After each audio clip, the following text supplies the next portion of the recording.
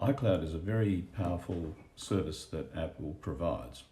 If you go to your personal setting in Settings at the top here, click there, then choose iCloud, you'll get this screen which shows the situation with your iCloud.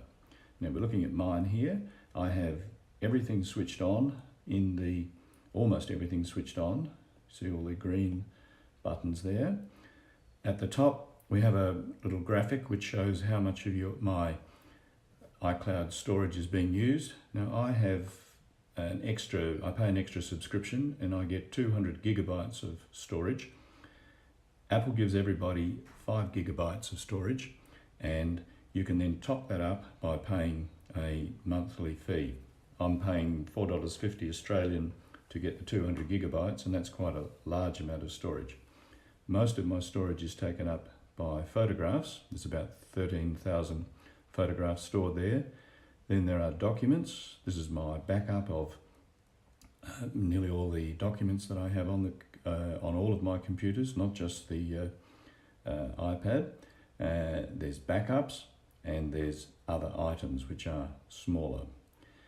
So with your 5 gigabytes of free storage, you can get all your backup done for most people, and you can store some photos and other items.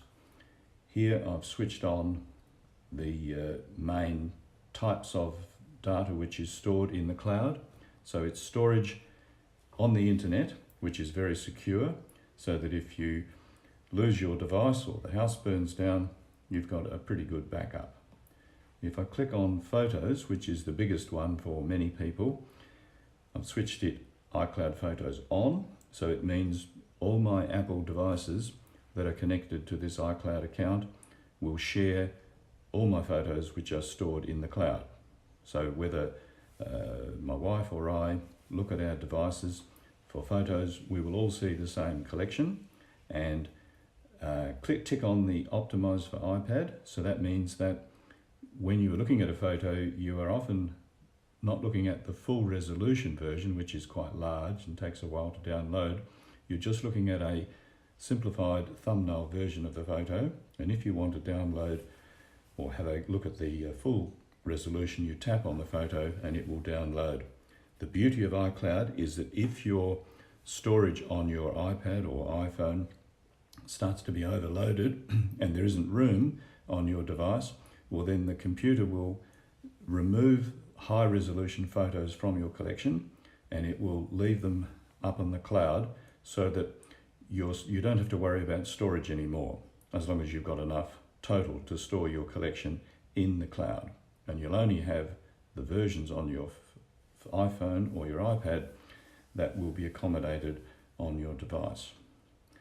So click the iPad optimization, I would suggest. I don't bother clicking on the photo stream, and I do have shared albums on, because if you look at the photos video, you'll see that these are very useful.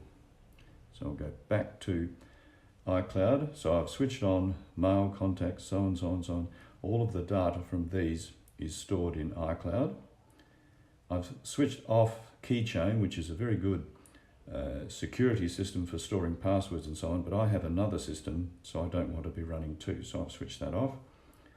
And most important, have iCloud backup on, because this means that my devices will be backed up in the cloud, or the data will be backed up.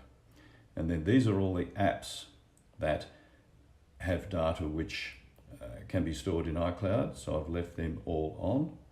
And you can keep if you start to run out of storage, you can look at these and make a judgment about whether you need to be storing the data from that one. This tab is an important one, Manage Storage. If you click there, you get to see more information, or much more detailed information about what is stored. Remember, I've got 200 gigabytes of storage. The biggest item easily is photographs, and I'm happy with that, because that's important. iCloud Drive is like the storage bin, if you like, that stores a wide variety of documents and so on. So these are all this is the storage covered by the main apps. And if you're running out of storage space, you can, on your devices or in the cloud, you can look at these big ones up the top. Now remember, a GB is a gigabyte. A gigabyte is 1,000 megabytes.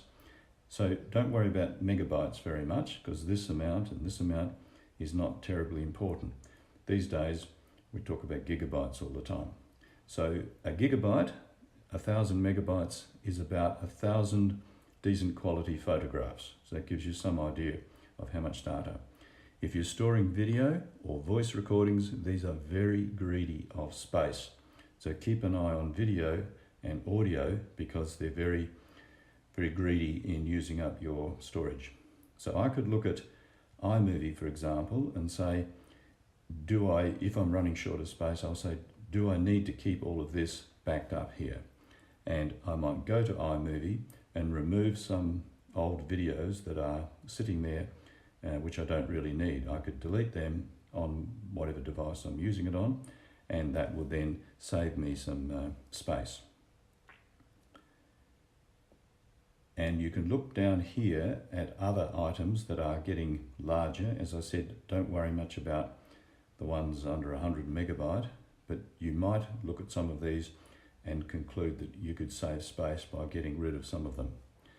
iCloud is very useful, and it means that you've got security, and by and large, you don't have to worry much about storage space.